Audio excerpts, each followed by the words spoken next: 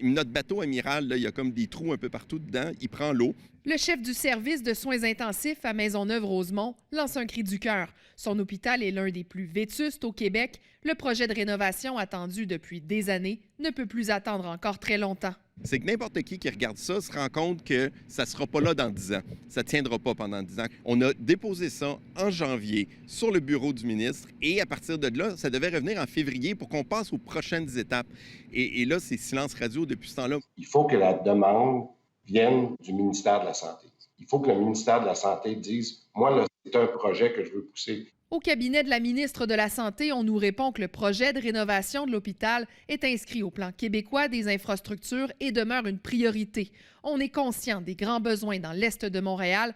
D'ailleurs, lors de la campagne de 2018, on s'était engagé à aller de l'avant.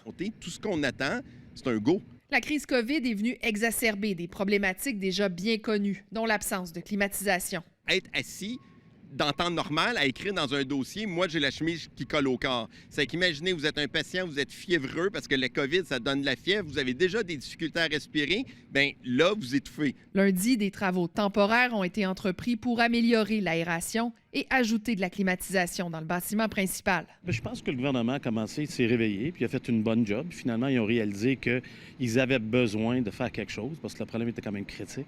Nous autres, ils nous ont mandaté de faire les CIUS, les CHLD, les hôpitaux, tout. Et puis là, c'est la course contre la montre. 211 000 $, c'est le coût de ces travaux temporaires devenus plus que nécessaires en raison de la COVID. La climatisation devrait être installée d'ici quelques jours en vue de la prochaine canicule. Élisabeth Laplante, TVA Nouvelles, Montréal.